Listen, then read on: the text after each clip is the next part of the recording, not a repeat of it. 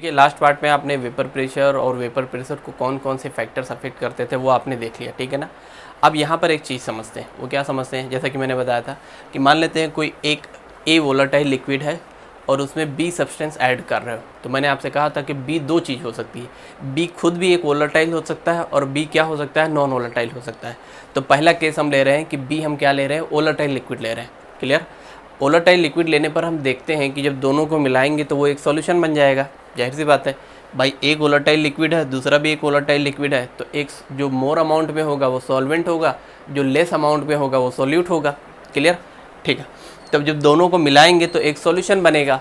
तो सॉल्यूशन में उनका वेपर प्रेशर कैसे फाइंड आउट किया जाए, ये है हमारा लॉजिक, क्लियर हुआ कॉन्सेप्ट, ठीक है। देखिए समझते हैं यहाँ पर, जैसे मान लेते हैं एक कंटेनर है, ए है, वो क्या है, एक वोलेटाइल लिक्विड है, ठीक है ना। अभी प्योर फॉर्म में है, प्योर फॉर्म में है, ये यहाँ लिक्विड फॉर्म में है और ये इसका वेपर है।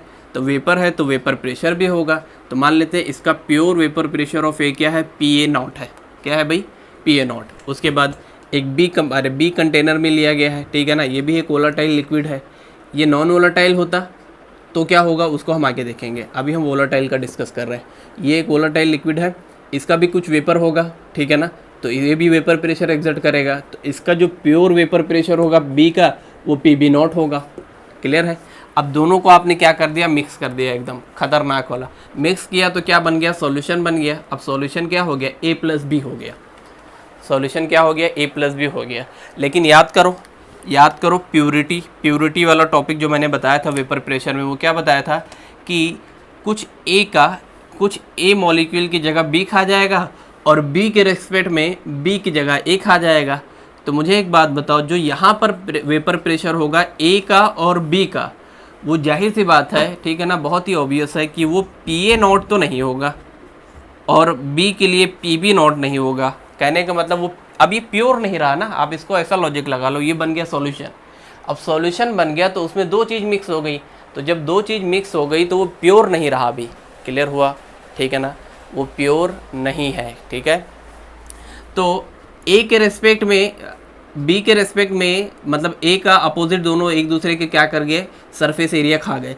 उसके वजह से ए भी कम वेपराइज हुआ, तो ए कम वेपर हुआ तो वेपर प्रेशर भी कम हुआ, बी भी कम वेपराइज हुआ तो वेपर कम बना तो वेपर प्रेशर कम हुआ।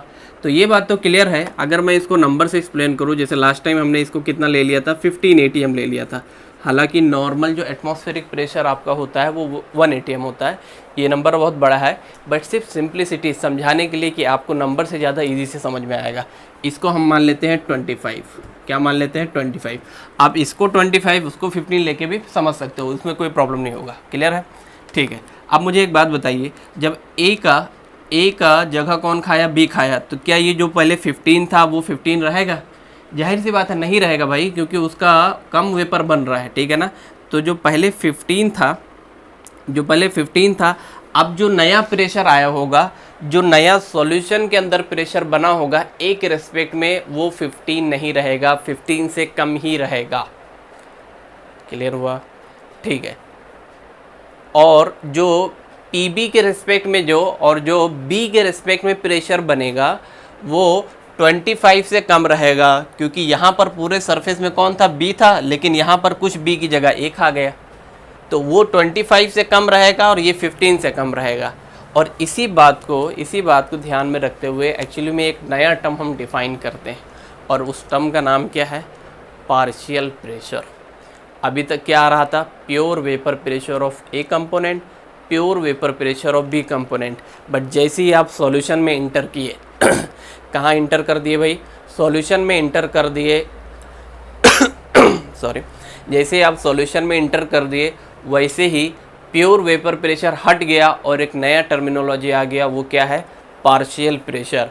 पार्शियल प्रेशर मुझे क्यों डिफाइन करना पड़ रहा है, क्योंकि जो पहले ए का 15 प्रेशर था, 15 ATM था, और बी का 25 था, उससे अब कम प्रेशर आने वाला है, क्योंकि ए का भी कुछ स्पेस ख़त्म हुआ और बी का भी सरफेस एरिया कुछ क्या हुआ, ख़त्म हुआ, क्लियर हुआ।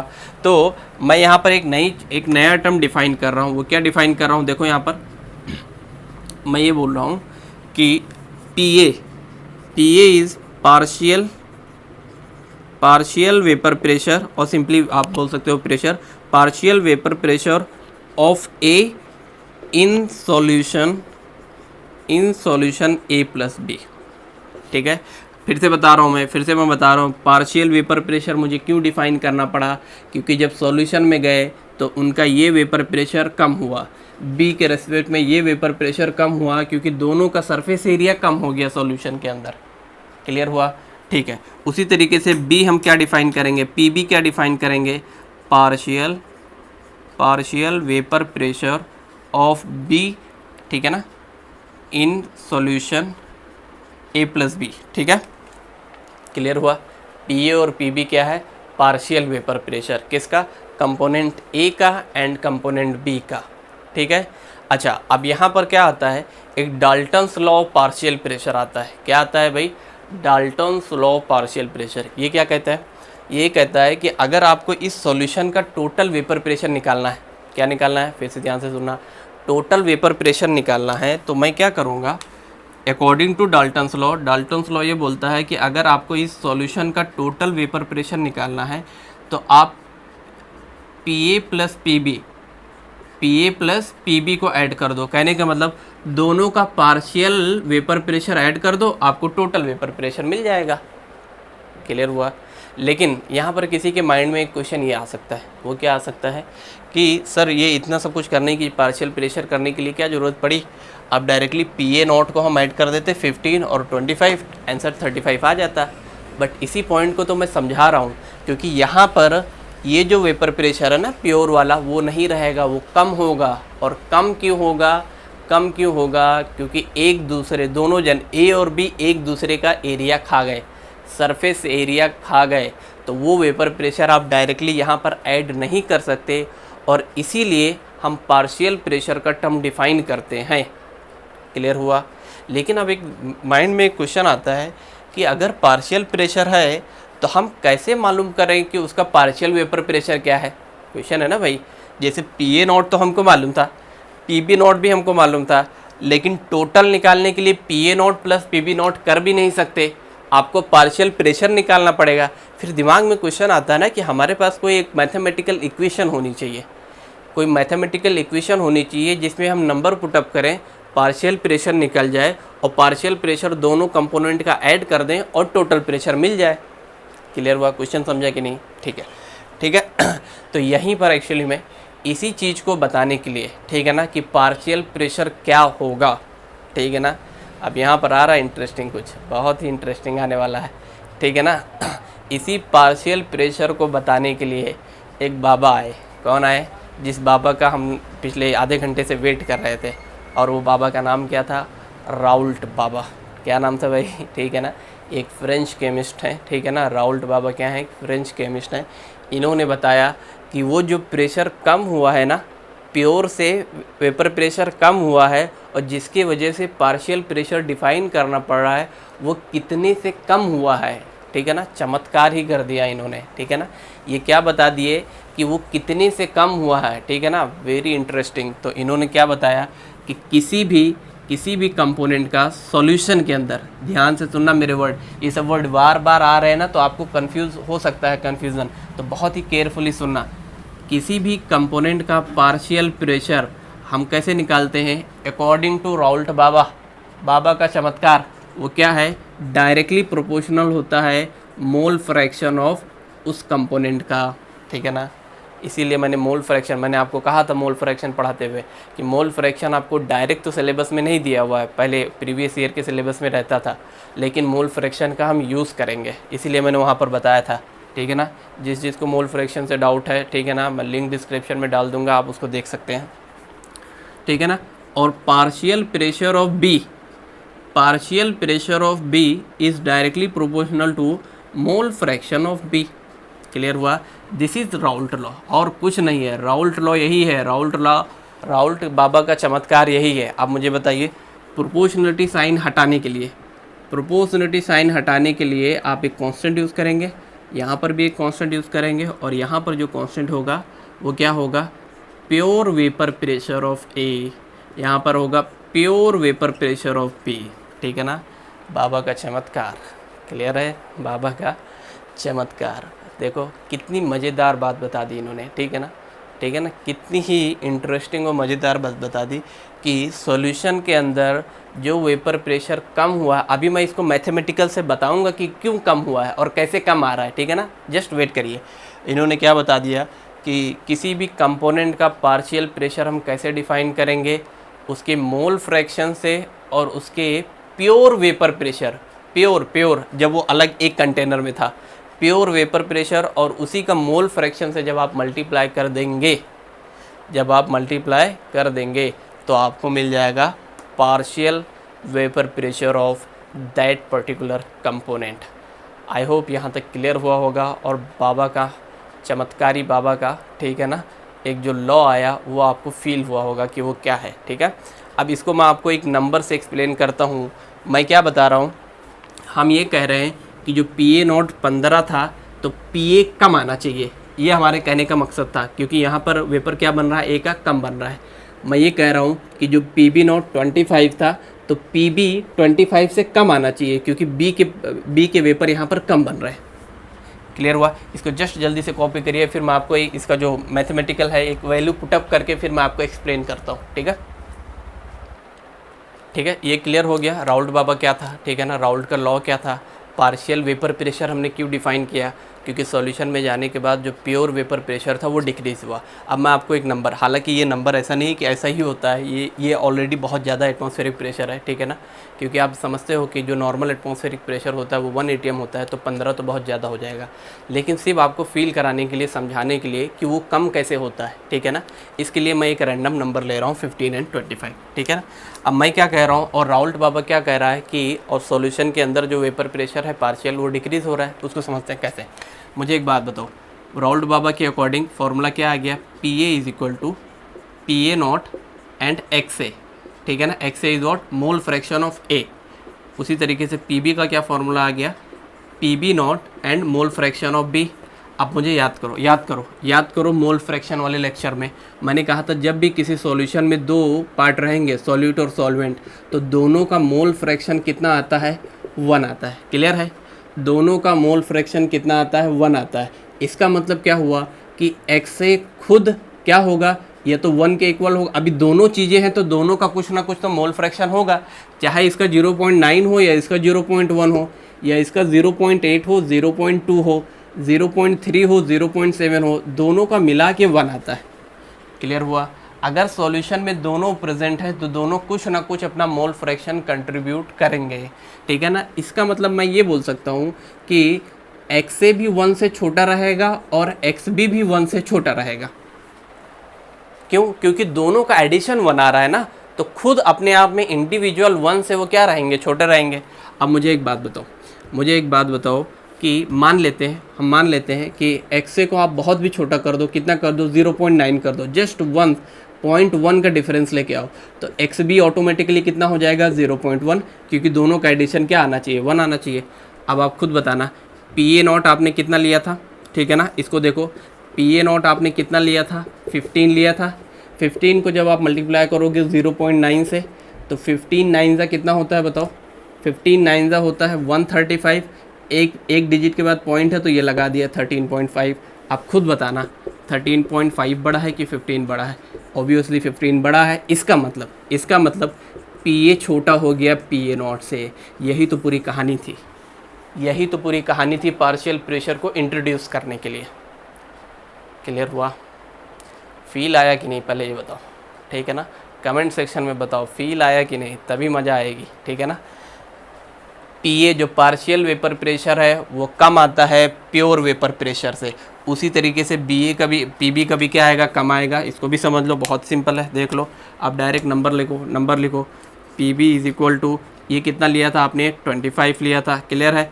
XB आपने कितना कर दिया, 0.1, आंसर कितना आ गया, 2.5, कितना कम हो गया, ठीक है ना। ऑब्वियसली 25 बड़ा है तो 10 गुना कम हो गया, ठीक है ना।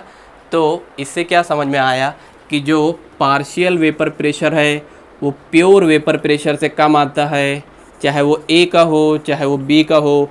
क्या रीज़न है, रीज़न क्या है, ध्यान से सुनना, बातों को ध्यान से सुनना। एक बार ये टॉपिक समझ में आ गया ना, आगे पूरा चैप्टर एकदम हलवा मस्का होने वाला है, ठीक है ना। PA0 क्यों ज़्यादा है PA से, PA कम क्यों हो गया, क्योंकि जब वो सॉल्यूशन के अंदर गए, दोनों भाई, दोनों ए और बी दोनों सॉल्यूशन के अंदर आया, डिस्काउंट किए, ठीक है ना, तो उनका वेपर प्रेशर कम हुआ क्योंकि एक दूसरे की जगह खा गए, ठीक है ना। इससे क्या समझ में आया, किसी की टांग नहीं खींचना चाहिए, ठीक है ना। चलिए इसको कॉपी कर रही, ठीक है, क्लियर हुआ यहाँ तक, ठीक है। अब देखते हैं टोटल प्रेशर कैसे निकालेंगे, वो बहुत सिंपल है, ठीक है ना। अब भाई ये समझ में आ गया तो टोटल प्रेशर क्या है, जितने भी हों, चाहे 2 कंपोनेंट की बात छोड़ो, 1000 कंपोनेंट होना, सबका पार्शियल प्रेशर निकालो, सबका फार्मूला सेम है, उनका प्योर वेपर प्रेशर मल्टीप्लाई करो उसके मोल फ्रैक्शन से, क्लियर है, मिल गया आपको उसका पार्शियल प्रेशर।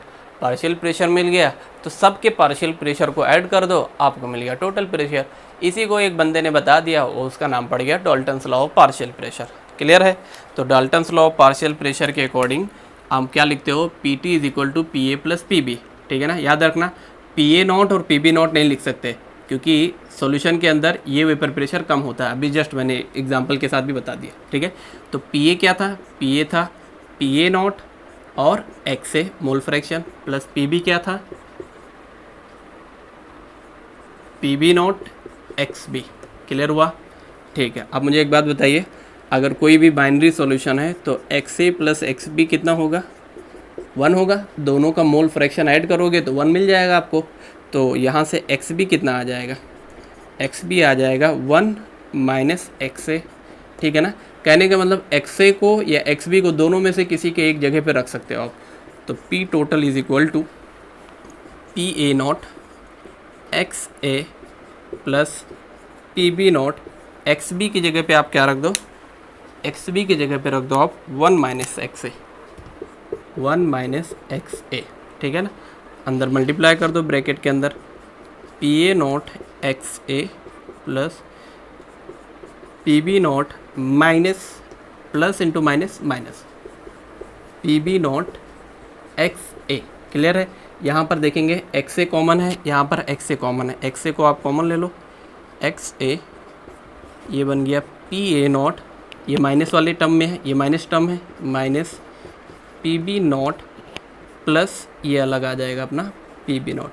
तो इस तरीके से आप टोटल किसी भी एक का मोल फ्रैक्शन अगर मालूम पड़ गया और दोनों का प्योर वेपर प्रेशर तो आपको पहले ही कंटेनर से मालूम पड़ गया था ना, याद करो, प्योर वेपर प्रेशर तो पहले दोनों कंटेनर से ही आपको मालूम पड़ गया था, वो जो 15 और 25 नंबर आपने लिया था रैंडमली, ठीक है ना, तो वो तो मालूम पड़ जाएगा। दोनों में से किसी एक का मोल फ्रैक्शन आपको मालूम पड़ जाएगा तो आप P टोटल निकाल सकते हो, ठीक है ना। इस तरीके से सॉल्यूशन का टोटल वेपर प्रेशर निकाला जाता है, क्लियर है। हाँ, अब 1-2 बातें ये सुन लीजिए कि ऐसा कहा जाता है कि जो राउल्ट फ्लो है वो आइडियल सॉल्यूशन के लिए वर्क करता है। किसके लिए, आइडियल सॉल्यूशन के लिए, नॉन आइडियल सॉल्यूशन के लिए ये काम नहीं करता है। लेकिन थोड़ा सी और अंदर थोड़ा सी ऐसा गूगलिंग करोगे आप, सर्च मारोगे इधर उधर, तो आपको मालूम पड़ेगा कि अगर कोई नॉन आइडियल सॉल्यूशन भी है तो एक सर्टेन लिमिट तक उसको अगर केयरफुली राउल्ट फ्लो को अप्लाई किया जाए, ठीक है ना, और उसका पूरा प्रोसीजर को अप्लाई किया जाए तो उसका भी आप फाइंड आउट कर सकते हो, ठीक है ना। ये थी कहानी राउल्ट बाबा की, ठीक है ना। देखिए इस चैप्टर में ये सबसे डिफ़िकल्ट पार्ट था समझाना और समझना भी, ठीक है ना, क्योंकि आप सामने नहीं हैं, ठीक है ना, मैं यूट्यूब के थ्रू आपको पढ़ा रहा हूँ, ठीक है। लाइव क्लास में कहीं पढ़ाना रहता है, ऑफलाइन क्लासेस में, तो वहाँ पर समझाना बहुत आसान होता है क्योंकि जो भी स्टूडेंट के डाउट हैं डायरेक्ट क्लियर हो जाते हैं, ठीक है ना। इसीलिए थोड़ा इस टॉपिक को बनाने में टाइम भी लग गया 1-2 दिन का, और थोड़ी हेल्थ कंडीशन भी मेरी ठीक नहीं थी, ठीक है। आई होप ये आपको कंटेंट अच्छा लगा हो, ठीक है ना। ठीक है, ज़्यादा से ज़्यादा इसको शेयर करिए, ज़्यादा से ज़्यादा लोगों तक पहुँचाइए, ठीक है ना।